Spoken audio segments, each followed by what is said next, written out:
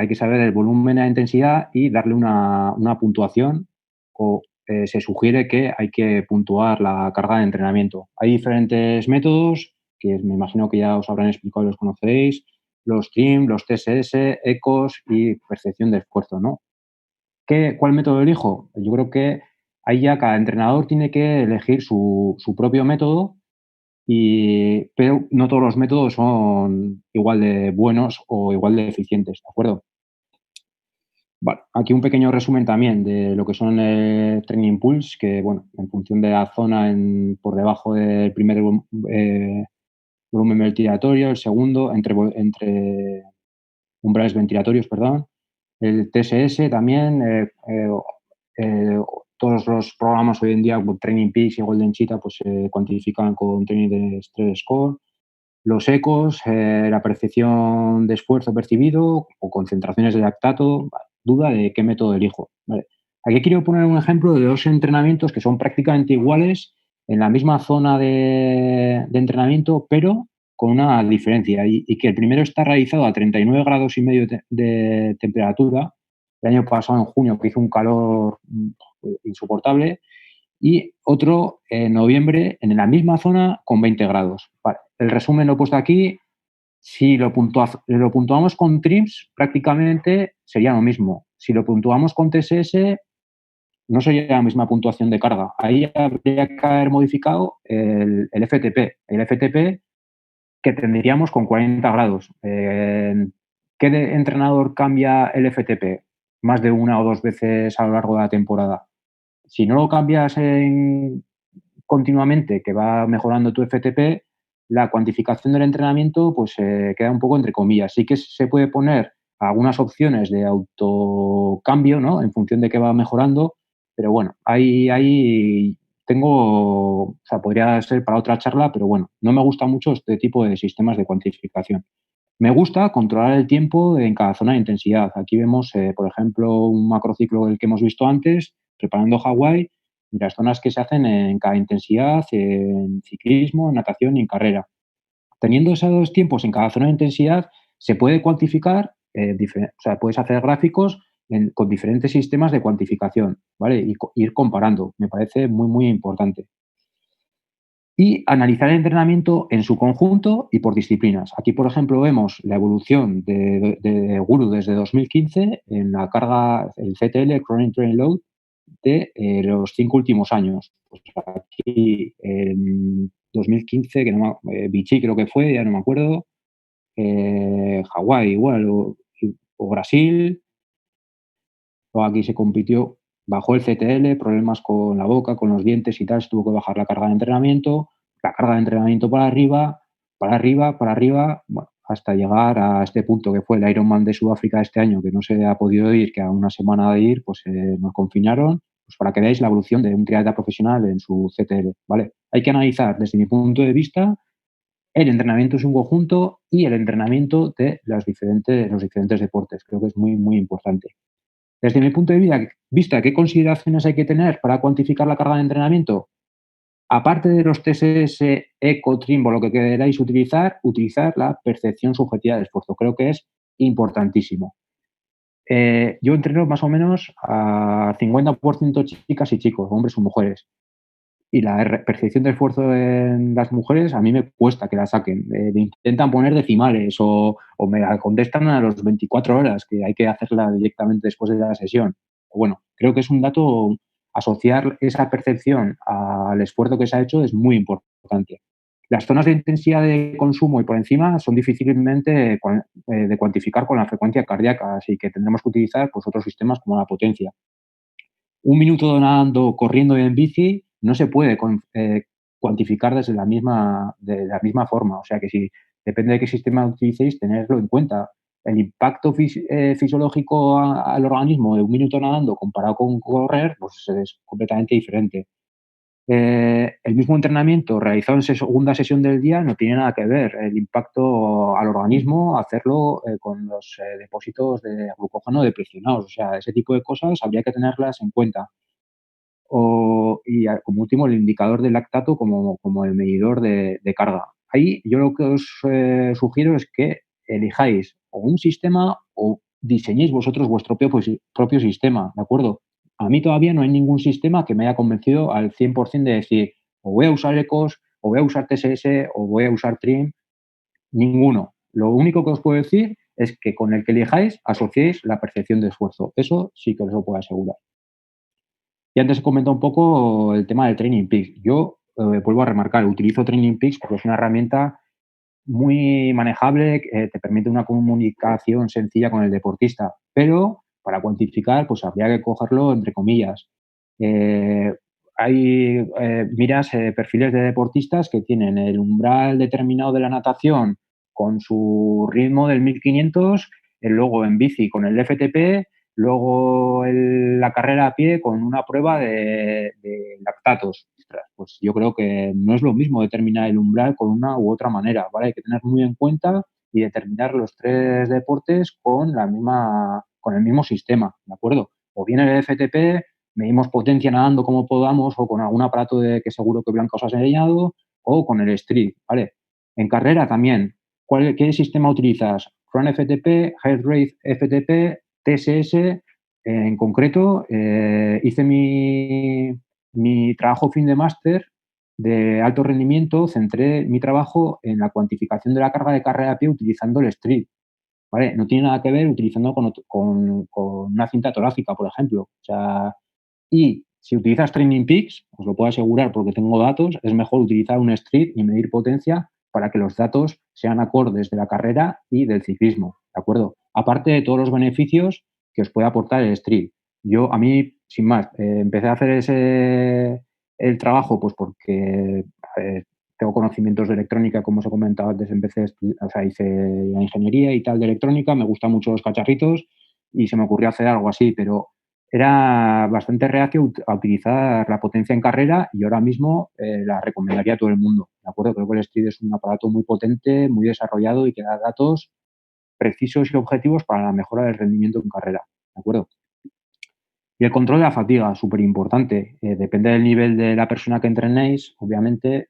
Si entrenáis a una persona que se va a involucrar poco en los procesos de entrenamiento, pues no, pero una persona que se involucra en el proceso de entrenamiento de un Ironman, por ejemplo, o una larga distancia, pues hay que medirle, a controlarle estados de fatiga. Yo le suelo mandar estos cuestionarios, que también tengo que decir que hay gente que empieza súper motivado rellenándolos y se acabó a las 2 o 3 semanas, y otros que todos los lunes tengo el cuestionario de percepción de la fatiga, ¿vale? Pues las horas de sueño, la calidad, la frecuencia cardíaca basal, su peso, la percepción de lo que le ha supuesto el esfuerzo del día antes o el entrenamiento, ese tipo de cosas. Dan información sobre todo cuando pasa algo, ¿vale? Un día que se ha puesto enfermo, ir a mirar su control de fatiga. Incluso el propio deportista que vaya analizando su archivo y se puede ir conociendo mejor, ¿vale? Esto de TDS también son unos cuestionarios que les adjuntan a otra hoja, pues sin más, un poco más en plano de cansancio psicológico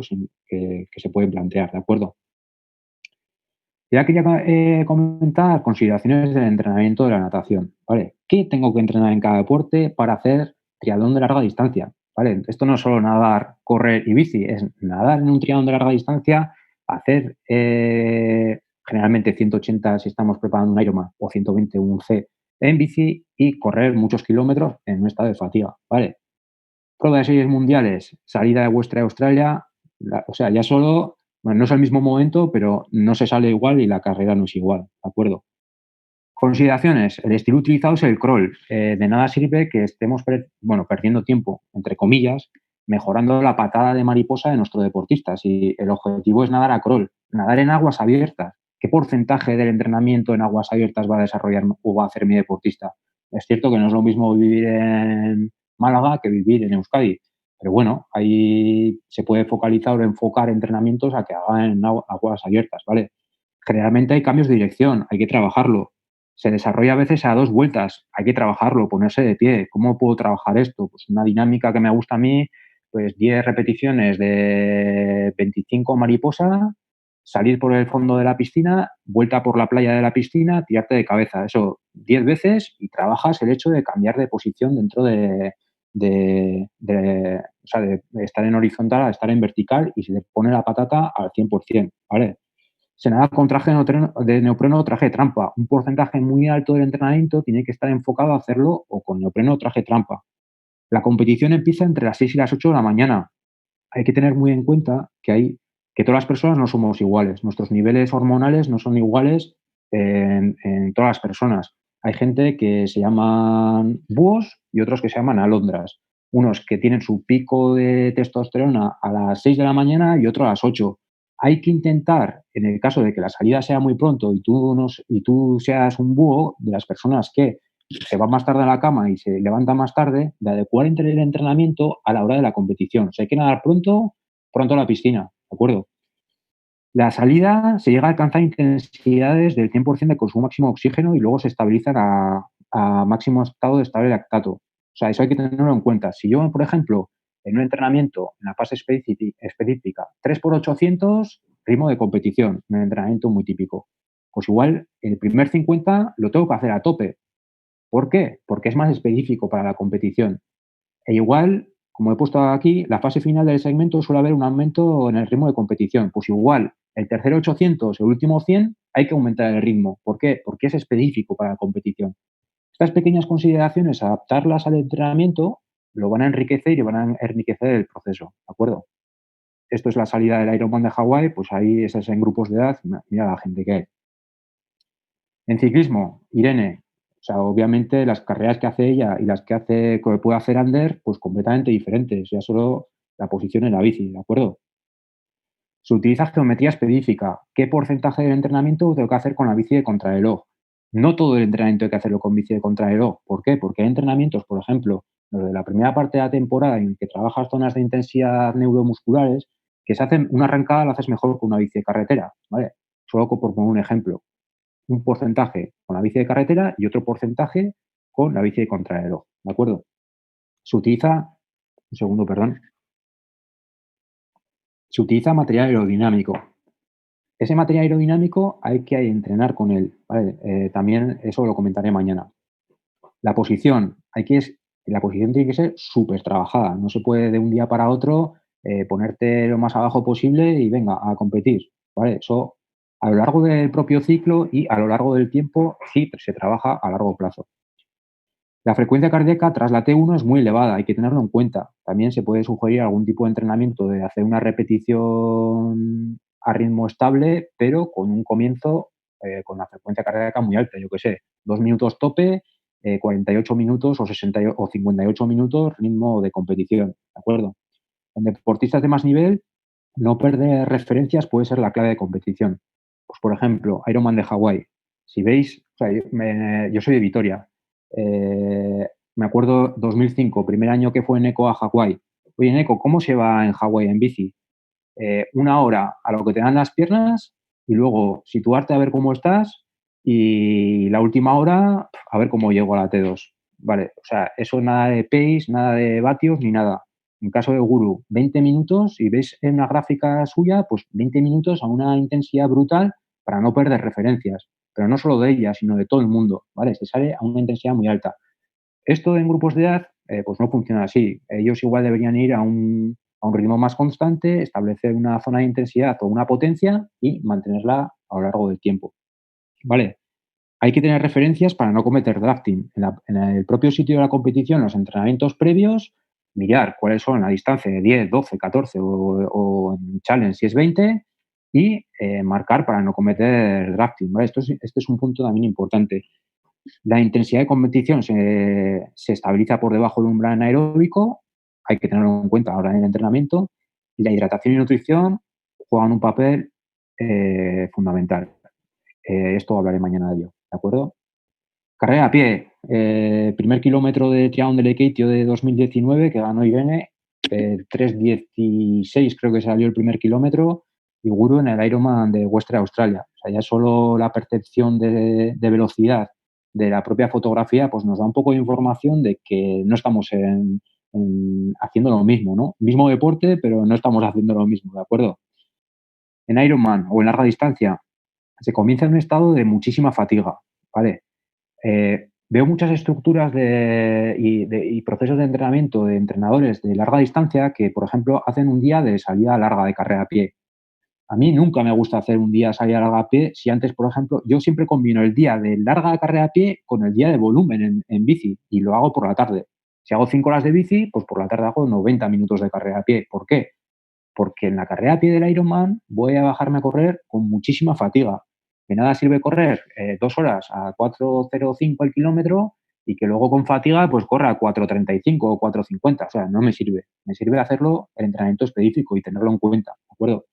La amplitud de zancada que va a variar. Otra vez comentar un poco el tema del street, que esas cosas se pueden determinar un poco utilizando un medidor de potencia o un acelerómetro de este tipo en carrera. Los 2 o 3 primeros kilómetros, pues es un proceso de adaptación dentro de una carrera de larga distancia, tenerlo en cuenta. La zona de intensidad, bueno, en un máximo estado estable o a lo que se pueda, porque hay momentos en los que se baja mucho la intensidad y otros en los que igual te estás jugando la competición o la plaza para ir a Hawái o lo que sea y tienes que subir muchísimo la intensidad, ¿de acuerdo? La principal fuente energética va a ser las grasas y los carbohidratos que vayamos ingiriendo. También hablaré de esto mañana y incidiré mucho en este punto porque es determinante y los triatletas de más nivel, la última hora de competición suele ser determinante en el resultado. O sea que no solo vale las 7 horas, sino que la última hora encima tenemos que llegar en las mejores condiciones, ¿vale? Aquí quiero que veáis un pequeño vídeo del Ironman Sudáfrica 2019, kilómetro 37 puede ser más o menos, que veáis la dinámica de Guru. Iba corriendo sobre entre 3,58 y 4,03 y cómo corre y qué va haciendo mientras que corre, ¿de acuerdo? Dura un minuto, no, nada más. Si oís algo es que lo grabó mi cuñado y sería mi sobrino por ahí.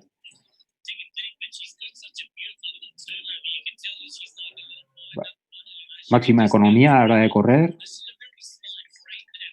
máxima concentración, un cinturón con su comida, lleva un gel en la mano, comer.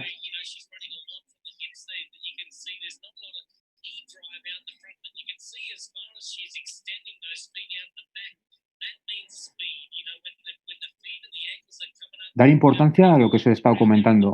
Esto no es solo correr, es correr en un estado de muchísima fatiga, un estado en el que psicológicamente el cuerpo nos pide detenernos, ¿vale? Esto hay que tenerlo en cuenta a la hora de preparar no solo ya la planificación, sino psicológicamente también al deportista. Esto nada, le queda un punto de giro y había pasado el 36,7 y bueno, una situación muy buena de competición que le valió pues clasificarse al Ironman de Hawái, ¿vale? Vale. Y por último, el punto de hoy, la planificación de la fuerza. No entiendo un proceso de entrenamiento para un triatleta de larga distancia sin trabajar a fuerza. Y como he comentado antes, el trabajo de fuerza no le llamo ir al gimnasio a pasearse entre las máquinas, sino un trabajo de fuerza planificado, estructurado y con un objetivo claro, ¿vale? Los objetivos claros del trabajo de fuerza, método preventivo de lesiones, se puede estimular el sistema inmune, como última sesión del día, no me voy a meter mucho ahí, pero bueno, que sepáis que se puede hacer, o como método para mejorar el rendimiento, o sea, más súper estudiado. Vale. ¿Qué evidencia hay del trabajo de fuerza en el deporte de resistencia? Vemos una foto, Frodeno y Javi entrenando. Uno con unas mancuernas de, no sé lo que tendrá, 20 kilos y Javi que parece que Lidia Valentín, que va a hacer sentadillas con no sé cuántos kilos. ¿Por qué hacen eso? ¿Qué evidencia hay? Vale. Te quiero poner algunos estudios de la evidencia que hay, estudios que ha hecho y que muestran que procesos de entrenamiento de resistencia trabajando la fuerza, pues mejoran el rendimiento. Pues uno en los de nadadores, en los que trabajaban fuerza, pues había mayores mejoras. Otro, el que trabajó de fuerza, se correlacionaba con el rendimiento de la natación. En bici, menor tasa de esfuerzo percibido con la gente que trabajaba, los deportistas que trabajaban la fuerza, reducción de la concentración de lactato, menor consumo máximo y frecuencia cardíaca. Otro de bici, 11 semanas de entrenamiento de fuerza, aumentó RM en sentadilla, la producción de potencia en una contrarreloj de 40 minutos y un menor consumo relativo. O sea, eh, he puesto estos, pero que vamos, que os podéis en PubMed donde busquéis, hay 50.000. Y otro de carrera a pie también. Un macrociclo de entrenamiento, mejora de fuerza máxima reactiva, velocidad en el consumo de oxígeno, economía de carrera y encima esto es importante, no se generaba hipertrofia, ¿de acuerdo? Un apunte, ya sabéis cómo funciona, nosotros mandamos una señal de nuestro cerebro o cerebelo a una señal, bueno, primero hay una señal visual, va al cerebro, mandamos una señal por el sistema nervioso central, llega una motoneurona y activa las fibras musculares de un músculo. Vale, nosotros tenemos que conseguir que esa señal sea lo más eficiente posible, independientemente de que crezca o no nuestro músculo, el tamaño de la sección muscular, ¿de acuerdo? Como método preventivo de lesiones, pues, trabajo de gomas, trabajo con mancuernas pequeñas, TRX, core, pliometría, estabilidad. Pues aquí veo unos ejercicios que adjunto a algunos de mis deportistas, que son súper sencillos, que pueden hacer con mancuernas de 2 kilos. Por ejemplo, dominadas, no sé, bueno, dominadas para la prevención de lesiones no, eso igual es para mejorar el rendimiento, pero bueno, sepáis que este tipo de trabajos pues son muy, muy importantes insertarlos. Por ejemplo, gomas, no solo gomas para la natación, gomas para la carrera a pie. Yo me encanta meter activaciones con trabajo en goma, saltabilidad, pliometría, la comba, o sea, yo todos mis deportistas les asesoro o les sugiero que hagan repeticiones, saltos a la comba con un pie, monopodal, bipodal, de diferentes maneras. Bueno, hay también estudios orientados a la mejora en el rendimiento de la carrera haciendo pliometría. Vale. Como método de mejora del rendimiento, mejora la economía de carrera, mejora la producción de potencia y se reduce el consumo relativo. ¿Vale? Hay que tener muy claro que el entrenamiento de fuerza y de resistencia son incompatibles si buscamos alcanzar el máximo desarrollo en ambas, ¿vale? No puedo buscar hacer mi mejor repetición ORM en sentadilla y a la vez hacer mi mejor crono de 40 minutos, ¿vale? Son dos cosas completamente diferentes. Lo que tenemos que hacer es hacer un trabajo planificado en el gimnasio para luego hacer la crono de 40 minutos bien, ¿vale? Eh, en deportes de resistencia es poco probable que se produzcan interferencias graves con una adecuada planificación. El entrenamiento de fuerza se planifica. Todo lo que hemos visto antes de la planificación del ciclo enfocado al Ironman de Hawái, Western Australia que he puesto como ejemplo, eso es trabajo de resistencia. Tenemos que hacer lo mismo con el trabajo de fuerza, ¿de acuerdo? ¿Y qué tipo de planificación es la que se puede poner a un deportista de triatlón de larga distancia para la mejora de su rendimiento? Vale. Pues aquí, por ejemplo, un estudio en el que comparaban una planificación inversa del trabajo de fuerza con una lineal. Y el método que mejor funciona es la planificación no inversa, ¿vale? O sea, si nosotros elegimos una planificación inversa en resistencia, en fuerza no tenemos que hacer lo mismo, ¿de acuerdo? Esto hay que tenerlo muy, muy claro. Un punto más por el hecho de que hay que hacer una planificación diferente. Otro estudio, lo mismo, un método que mejor funciona es la planificación no inversa. Vale. Consideraciones del trabajo de fuerza. Hay que controlar el volumen e intensidad del entrenamiento. Tenemos que prescribir a nuestro deportista bueno, primero, los ejercicios que tiene que trabajar, número de series que tiene que hacer, número de repeticiones que tiene que hacer, el carácter de esfuerzo, número en función del esfuerzo percibido y el porcentaje de la RM. O también trabajos con pérdida de velocidad o trabajo con velocidad de ejecución. Eh, ¿Cuándo hago el trabajo de fuerza? Antes, después, luego voy a orientar un poco en este sentido, pero depende de la orientación del entrenamiento. Lo que sí os puedo comentar es que en hombres hay que hacer, pues, yo sugiero que hay que hacer menos trabajo de fuerza que en mujeres. Eh, por desarrollo biológico, las mujeres necesitan hacer mayor trabajo, menos musculatura, diferencias hormonales, etcétera. ¿De acuerdo? Y aquí he puesto un punto, atención al ciclo menstrual. Abro un paréntesis para hablar del ciclo menstrual, que creo que ya también, creo que algo habéis visto con Carmen. Mi experiencia es que cada deportista, cada mujer deportista, su ciclo es completamente diferente. Adecuar una planificación exactamente igual a todas las mujeres, no lo veo ya por mi experiencia, no así por lo que dice la teoría.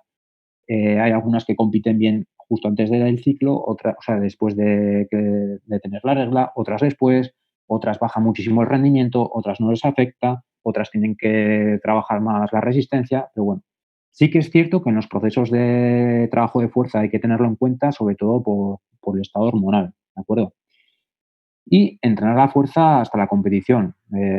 Yo soy partidario de incluso la semana de competición o 8 o 10 días antes trabajar hasta ahí el trabajo de fuerza, no dejarlo 3 semanas antes de la competición, ¿de acuerdo? Lo que hay que hacer es planificar el trabajo. No te vas a meter en una sesión de sentadilla con un 80% de la RM a 10 días de la carrera, obviamente, pero bueno, hay que tenerlo en cuenta, ¿vale? Importante, trabajo de fuerza con control de velocidad. Hoy en día el precio de los encoders lineales se ha reducido muchísimo. Hay desde, bueno, aplicaciones con el móvil, que ahora voy a hablar también de ellas, hasta pues, los encoders de 2.000 a 3.000 euros. Pero hay una gama, pues igual que ha sucedido con los medidores de potencia en ciclismo, que yo creo que son bastante asequibles y aprender a desarrollar entrenamiento con trabajo con encoder es muy, muy interesante y se producen mejoras en el rendimiento significativas. ¿De acuerdo?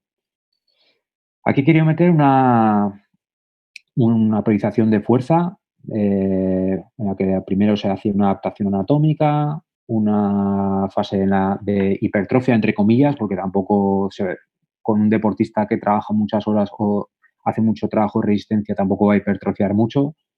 Un trabajo de fuerza máxima, conversión, entre comillas, porque siempre desde el primer día intentamos transferir la fuerza a la fuerza específica y un ciclo de compensación. Bueno, esto es un ejemplo con diferentes cargas, trabajos, de cómo se puede orientar el entrenamiento. ¿De acuerdo? Aquí quiero poner solo de un ejercicio, o sea, porque hay que elegir el número de ejercicios o los ejercicios que queréis hacer y luego orientar cada ejercicio. O sea, no voy a hacer pierna, no, eso no me dice nada. O sea, voy a hacer sentadilla, ¿por qué? Porque voy a hacer un trabajo de cuádriceps, porque hay evidencia científica de que mejorando la velocidad con determinada carga, haciendo sentadilla, pues voy a mejorar mis 40 minutos o mis 180 kilómetros en el Ironman, ¿de acuerdo? Esta es una planificación de ejercicio de sentadilla con caracteres de esfuerzo, que se pone el número de series en cada microciclo, número de repeticiones y luego en porcentajes de la RM, ¿de acuerdo? Otra planificación, objetivos generales, objetivos específicos. O sea, como veis, esto también solo de la sentadilla. Eh, una estructuración exactamente igual del trabajo de resistencia para el trabajo de la fuerza. Y ya con pérdidas de velocidad, que se iba a trabajar con encoder lineal. Hay que tener muy claro qué se va a trabajar cada semana, cuándo se va a trabajar, cómo se va a trabajar y el orden en el microciclo, ¿vale? La adaptación no es igual, lo vamos a ver en un momento. Adaptaciones del entrenamiento trabajando a máxima velocidad. Bueno, nosotros, aunque trabajemos sin encoder, los ejercicios hay que hacerlos a máxima velocidad. Bueno, esto supongo que me estaré repitiendo que lo habréis visto en la asignatura de fuerza, pero bueno, de cara a la larga distancia es exactamente igual. Se reduce el tiempo en el envío de la señal por parte del sistema nervioso central a la contracción por parte del músculo, que he comentado antes, se acortan los tiempos de producción de fuerza, ¿vale? Esa señal puede ser más eficiente, o sea, lo que produce una economía o puedo inervar más fibras musculares, ¿de acuerdo? O sea, cada motoneurona inerva las fibras de un mismo músculo, pero no siempre cuando se realiza una contracción no le llega la señal a todas las fibras musculares. Con trabajo de fuerza puedo conseguir que le llegue esa señal a más fibras musculares, ¿de acuerdo? Con un encoder lineal, ¿cómo puedo trabajar con un encoder lineal? Pues puedo prescribir el número de series o puedo prescribir el número de repeticiones y hacer el número de series en función de las que pueda. Bueno, ahora primero voy a explicar mejor el de número de series. Por ejemplo, voy a hacer 4 series con una pérdida de velocidad, por ejemplo, del 20%. No voy a decirle al deportista que haga X repeticiones. Cuando llega al 20% de caída de velocidad, paro. Esto me imagino que ya os lo habrán explicado en trabajo de fuerza. Y el número de series, cuando complete, por ejemplo, en este caso 15, vuelvo a hacer otra serie. 15, otra serie. Si ya no puedo completar 15, paramos el entrenamiento. Así se entrena con esa dinámica. Bueno, os he puesto planificación de entrenamiento de fuerza, de la relación entre la RM, press banca, sentadillas y remo. Me gusta esta tabla porque también viene de dominadas, que abro otro paréntesis, me encantan las dominadas. Hay evidencia de que hacer dominadas existe una relación con la mejora de la velocidad pico de natación, o sea, que hay que insertar ese ejercicio. Y bueno, os quería poner esta tabla para que la tengáis dentro de la presentación. Y lo que comentaba antes es el tema de las caídas de velocidad.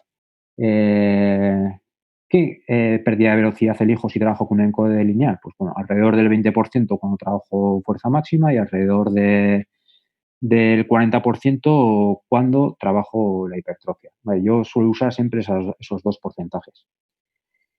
¿Qué aparato elijo? Recientemente un grupo de españoles, Pallarés, Vadillo, etcétera, pues hicieron un estudio en el que se comparaban diferentes tecnologías que medían la validez y fiabilidad de los aparatos. Aquí tenemos el T-Force, que en todas las mediciones, pues veis, se ajusta a las mediciones a...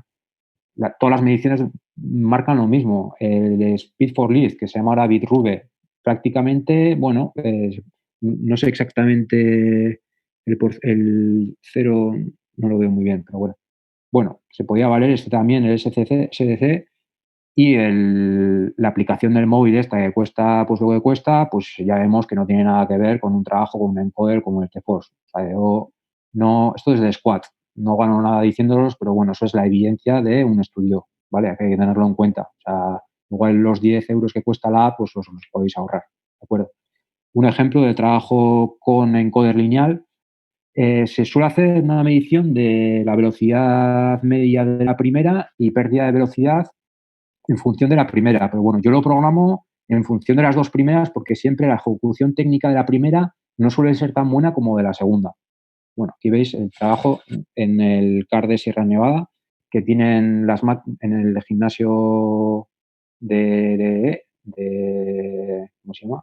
No me acuerdo el nombre del gimnasio. Bueno, es un gimnasio que tienen adaptado con todo con encoders y está súper bien trabajar ahí. Y bueno, vemos la dinámica.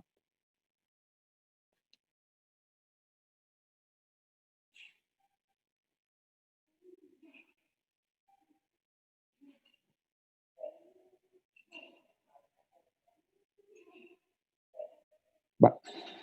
El propio programa te va diciendo, en función de la media de las dos primeras, si has hecho bien o mal. La parte amarilla es la fase concéntrica y la verde es concéntrica y la amarilla es excéntrica y está incluso se ha pasado de velocidad, lo que indica que la primera pues no la ha ejecutado como debía haber ejecutado, pero bueno, veis la dinámica, cómo se hace.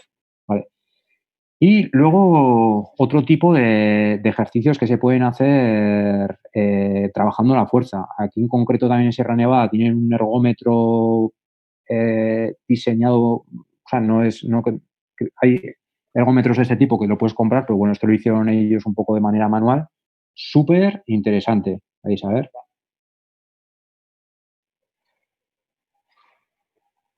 61, 59. Aquí lo que buscamos es pues velocidades pico, potencias máximas, o sea, hay diferentes dinámicas de entrenamiento que se pueden llevar a cabo. También que sepáis que existe este tipo de máquinas y si tenéis la oportunidad de trabajar pues en sitios así, pues que son muy, muy interesantes, ¿de acuerdo? Vale. Y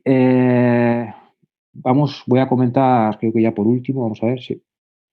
Eh, Tres dinámicas diferentes de cómo insertar el trabajo de fuerza dentro de un deportista de larga distancia, ¿vale? No es, pues, a ver, a mí siempre, como os he comentado, me gusta seguir el plano bioenergético dentro del día de entrenamiento y yo les marco a los deportistas lo que tienen que hacer la primera sesión, la segunda sesión y la tercera sesión. A mí que un deportista haga la tercera sesión que tiene en la primera, ya no se consiguen las mismas adaptaciones. Si no se puede adecuar o hacer de otra manera, pues bueno, que se mueva, pero en principio está diseñado el entrenamiento o ha de diseñarse el entrenamiento en un orden determinado. Esto, por ejemplo, en plataformas de Training Peaks, creo que, como yo no lo mando ahí, no lo sé, pero creo que no sé si se puede hacer, ¿de acuerdo? Eh, una dinámica, pues por ejemplo, un trabajo de bici, de intensidad, recuperar, comer, siesta, etcétera, que pasen 4, 5, 6 horas y trabajo de fuerza, ¿vale? Si nosotros queremos desarrollar la fuerza máxima, este es el sistema que tenemos que implementar el trabajo de fuerza, ¿vale? O sea, no puede ir entre, no, y después me voy a nadar para soltar un poco, no. O sea, el trabajo de fuerza Tiene que situarse en ese punto. Hay que saber también, hormonalmente, cuál es la respuesta del organismo de un deportista a lo largo de todo el día, ¿vale? No estamos en la misma situación. Las horas más permeables para adaptar el entrenamiento de fuerza suelen ser la primera hora del día y, la primera hora de la tarde, coincidiendo con los ciclos, como he comentado, ciclos hormonales, ¿de acuerdo?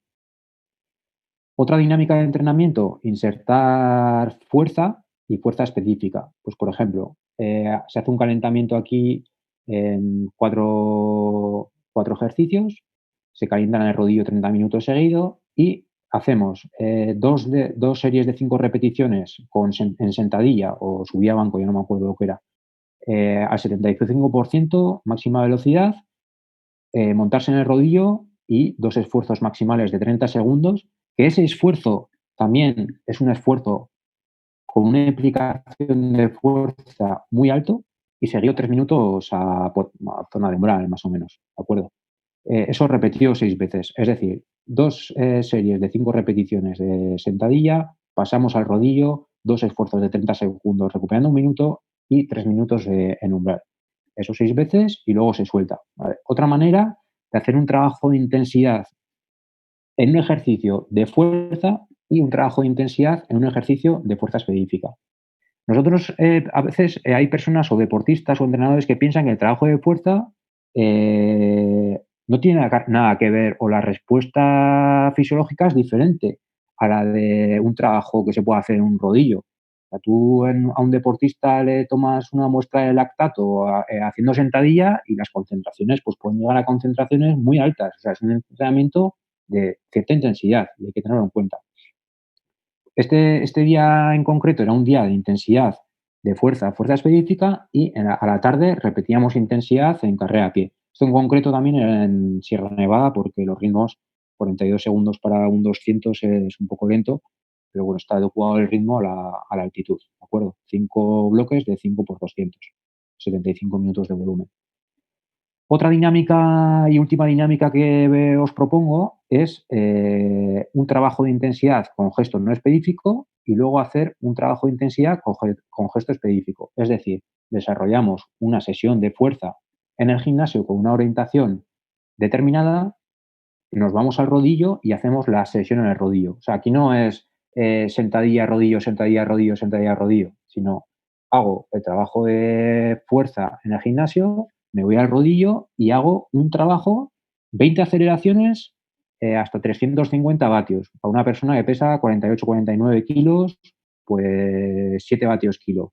Una aceleración maximal 20 veces. Eso es un trabajo de fuerza, ¿vale? A ver, es un trabajo de las resistencias en zonas anaeróbicas, pero también exige un componente de fuerza muy alto, ¿de acuerdo? Luego, 10 repeticiones de un minuto en zona de consumo máximo a 50, 55, 60 revoluciones después de las aceleraciones. Esta orientación del trabajo de rodillo es una clara orientación para el trabajo específico de la fuerza puesto de manera consecutiva al trabajo de fuerza en el gimnasio. Otro claro ejemplo.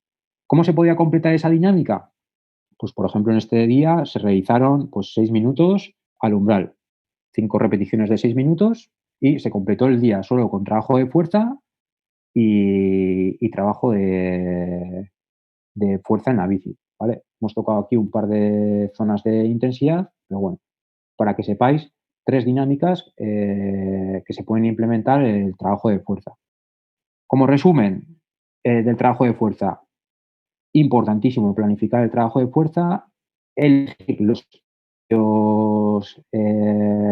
más adecuados para nuestro deportista e implementar el trabajo de fuerza acorde al trabajo de resistencia.